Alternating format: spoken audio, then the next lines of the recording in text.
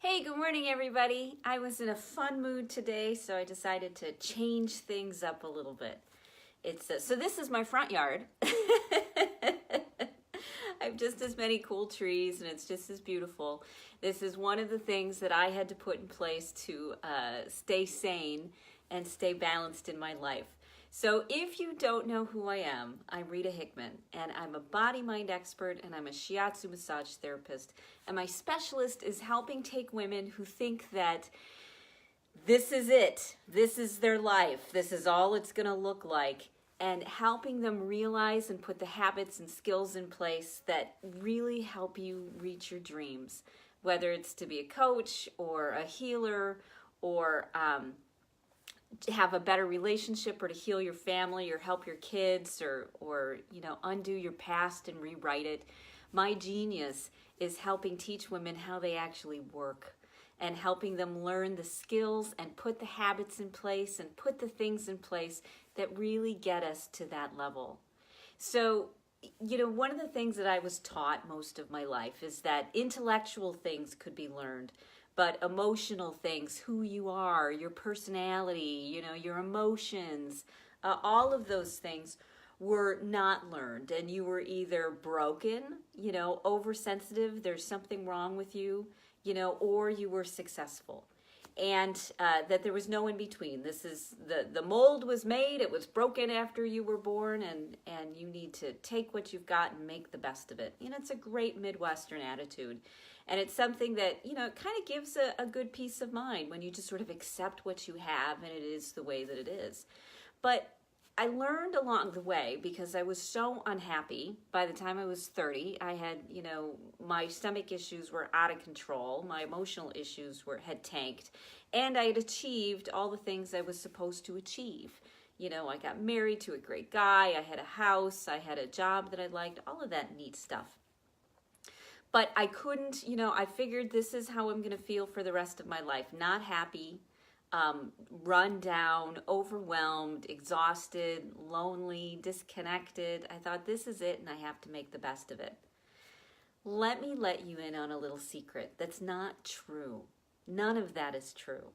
All of the things that people talk about and all the personal growth stuff, they say you just need to try harder, let go more, be more. It's one of the challenges I have with a lot of the personal growth things out there. Hey, Krista, nice to see you. With a lot of the personal growth things that have been out there, it's a great economic model. It makes you feel like a failure over and over and over again because, you just can't reach these pinnacle heights. But one of the challenges that most personal growth people, or programs or things like that really miss out on is they talk about where you can be, but they don't really encourage you and let you know that it's a skill set. Getting to that place of happiness and success and joy and balance is a skill set, not just mentally in your head, but a skill set in your life. One of the things I like about my husband is that every few years he takes on a new project. He takes on a new hobby that he loves, and he puts his passion and his energy into it and gets good at it and buys all the toys and the tools and goes to league and practices in the basement. And, he really dives into stuff that he loves and he develops these skills. And the same sorts of ideas are used for when you want to find, when you're tired of feeling overwhelmed and you're tired of feeling, exhausted. It's a skill set. It's a set of things that you can learn that they probably never taught you about how to be happy, about how to be successful in life, about how to have good relationships. People didn't teach you these things. More than likely, if you were like me, your family was just trying to survive, right? They were just trying to get by. They had a lot of balls that they were juggling, and, if you were lucky, you were able to kind of be raised on your own, and hopefully you turned out okay. That's where a lot of women came from. We were supposed to be seen and not heard. We were minimized. We weren't the golden child. And we had to work very hard. And we were imprinted with this belief or this idea that we just needed to be happy with what we had and don't ask for anything more. Because if you want more, You just can't have it because this is the way that you are. You're oversensitive, you're melodramatic, you think too much, you talk too much, that there are all these things about you which can't be changed, and, you just better just suck it up and deal with it and make the best. But that is so not true. There's so many things that they're even discovering now with the science and with the research which is backing it up, whether it be in metaphysics or energy healing or quantum physics or body-mind medicine or the science of emotions or the endocannabinoid system or the fact that we have stem cells in all different parts of our body. Science is starting to recognize that we are in a constant stage of growth and change and evolving. And we were done a huge disservice when we were told, sit down, shut up, do what you're told, and follow the rules. Because that did not teach any of us what we really needed to know in order to be happy, to be healthy, to be successful. And then I like to tell people sometimes that I was raised by wolves.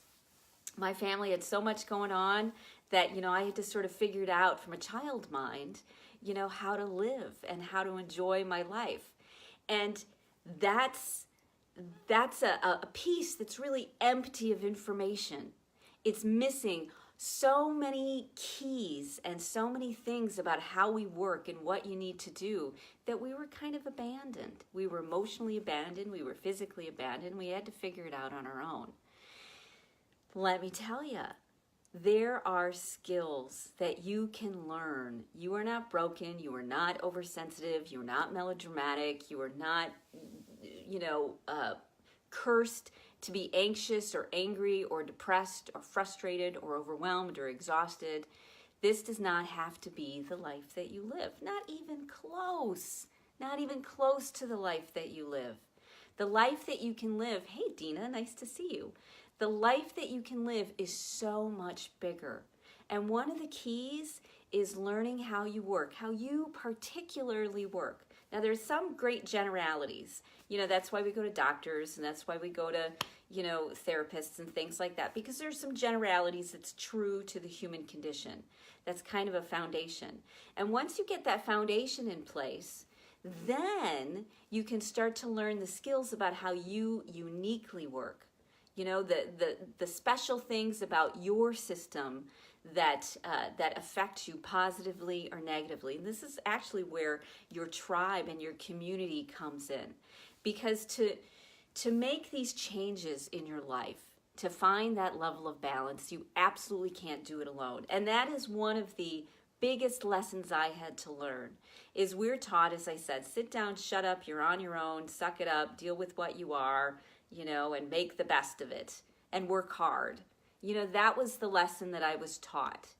And in reality, we don't have to work as hard as we think we do, because we're not supposed to be doing this alone. We're not supposed to be doing this in isolation. We're supposed to be doing this in community with friends and people who've been there and mentors and lights and support and people who are experts in different areas and directions. That's how we're supposed to be doing this stuff. Not alone, not by reading every book that you can find. And Krista's right on. She says change needs to be supported. Absolutely. And one of the first steps is you have to believe that change is possible, that you really can find or get or develop the life, and the romance and the family and the holidays and the skill sets that you need, that you want, that you crave. You can develop these. If you want success in your business, it's not because you're a failure or you're a success. It's because you learn the skills and you learn how to learn the skills. One of the biggest crimes one of my first life careers was as an elementary school teacher. I taught kindergarten. And one of the biggest crimes I think they taught us in school is nobody ever taught us how to learn, how we learn, how the brain changes, how the body changes, the steps that you take in order to go from A to Z. People don't teach us how to learn. They imprint upon us. They say, know this, know this, know this. They, get us to memorize things. But what they don't do is teach us the process that you have to go through when you want to go from newbie and novice to expert. An expert just isn't in, in one specific hobby. It's not just in one specific skill. It's knowing how you learn. This is how we learn. You fail 10 times for every time you succeed, and every time you fail, you get feedback back, and then you put it back out there.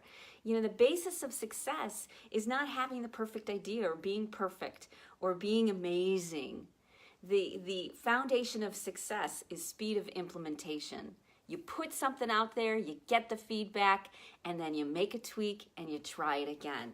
You find the people that can have your back, that can support you and be there for you. You don't settle for the ones that you just ended up with in life, whether it be your family or the first person that you married or your coworkers. You don't just settle and believe what they say.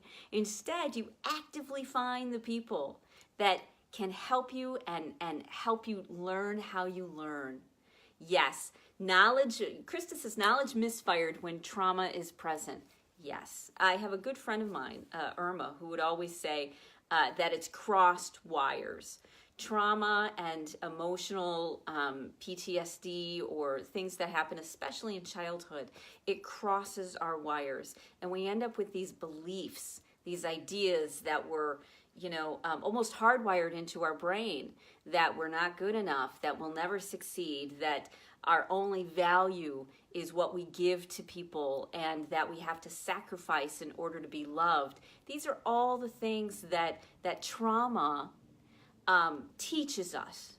Now, the neat thing about trauma, I was just talking about this the other day with my psychologist, because I see a psychologist every week, because everybody needs somebody, and she's part of my team. So I was talking about how trauma is a story that ends up sort of surrounded by all of this emotional energy.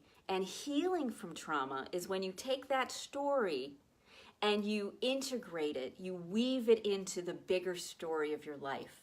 You take it out of that secret, out of that isolation. You move the energy that's around it in a safe way.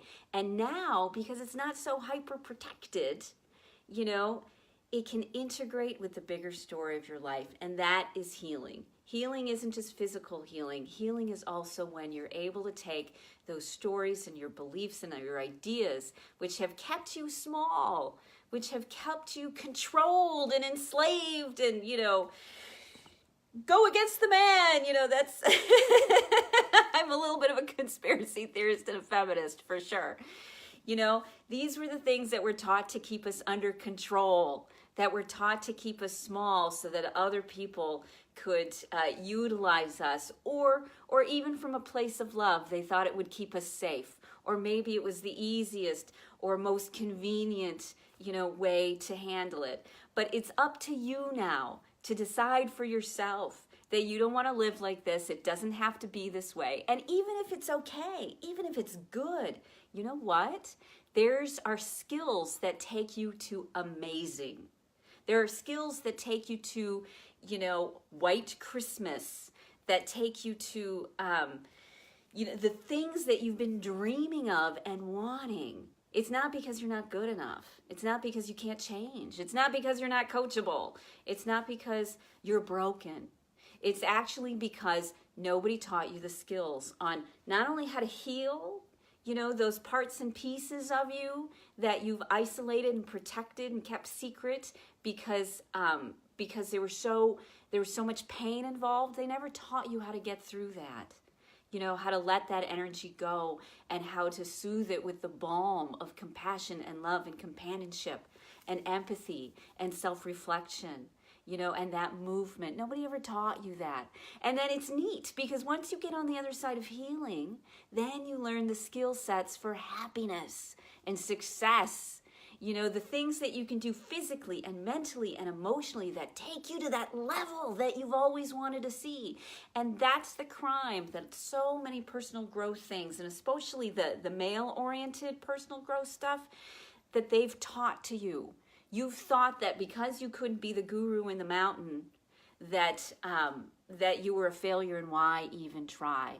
They never taught you that there are steps, and the steps are manageable, and they're reasonable, and you need community to help you get there, and that you will get there when you take these steps. Nobody ever taught you that stuff. They just said, boom, you know, lightning's supposed to strike you in the head, and now you're supposed to channel somebody from a different planet, and that's your wisdom, and it's very disconnected. A lot of spirituality anymore and personal growth and enlightenment is very disconnected. It's not reality. It's not about how we actually work, which is why I love Asian medicine, why I love, you know, these older traditions of healing and community and growth, because they're practical and pragmatic and realistic, and they're based on how we actually work. They may have a metaphor involved, but when you start studying enough cultures, you realize that we all work the same way, and just nobody ever taught you. And that you don't have to hang on to one metaphor. You can use the metaphor to make sense of things and move forward, but you get to create your own metaphor. You get to create the thing that works for you. And that's the end game, right? Where you feel like you are actively shaping the life that you live now. Krista asked, disconnection due to trauma. Yes, one of the survival techniques which are ingrained in us, embedded in us, is disconnection. We disassociate from the trauma that's happening to us. We intellectualize it. We separate our thoughts from our emotions so that we can function and survive. I mean, how else would you survive abuse and go to school every day, right? And look like you're the perfect functioning person, except you take those emotions and those memories and you compartmentalize them and you protect them in order to protect yourself with those emotions. The neat thing is those are kind of like time capsules that are just waiting for you to come back when you've got a more stable foundation, when you're in a better place, when you finally have the maturity or the authority to go back and integrate these memories and work through this. So most naturally, especially with childhood trauma, disassociation was the key for how you survived and functioned and probably thrived and became perfect in certain areas of your life because, you know, you were able to put that aside. But until we start to reassociate with that, until we bring them back up, you know, until we start to take that story and take the pain around it and ease it around it and take that story and those memories and weave it in to the bigger story of who we are and our life, then yeah, as Dina says, we bury them and they become blocks that are just stuffed into our souls. So a lot of us are still on the how do we heal, and you've been trying to heal yourself for a long time. And part of that was that disassociation. It's in the past, I'm not going to think about it. But then we get triggered, or then we shy away from things, or we don't take risks because it skirts too close to that memory or that emotion.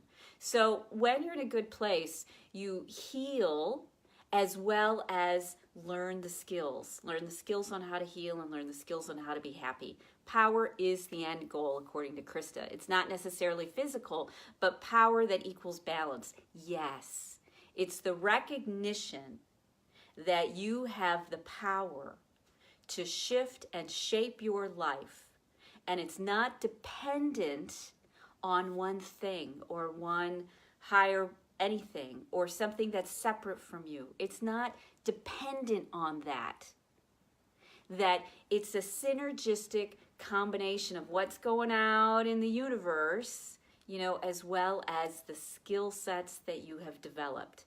It's a collaboration with the universe. It's not the universe controlling things. It's not you controlling things. It's that synergistic collaboration with your community and the world around you and knowing how all of that works. And those are the skill sets. So don't get trapped in thinking just in the healing model that healing is the end game. Healing is just part of the process. And there's actually a really clear process on how we heal from old traumas, on how we take those parts and pieces and integrate it with our bigger story.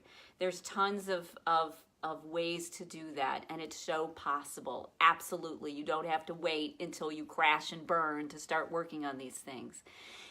And then you can also learn at the same time how you work, so that a year from now, 5 years from now, 10 years from now, you'll look back and you'll say, wow, I can't believe that I used to be there.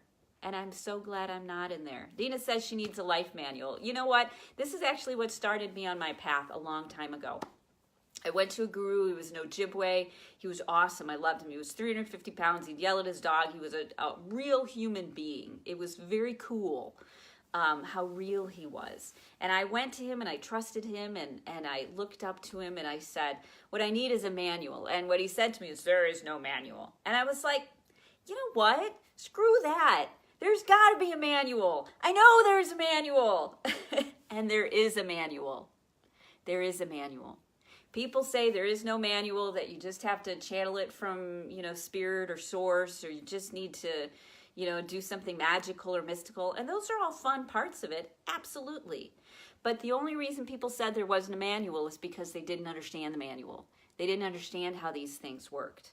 And only now with science and connecting with, our cultural traditions and the support that we have and technology that we have to get information, only now are we able to pull all of this stuff together and start creating a life manual, that is based on you, isn't based on metaphors that don't fit with you, isn't based on, patriarchal or misogynistic, systems or cultures, or isn't even based on this total disconnect and say, this has nothing to do with me. I'm, it's not based on that.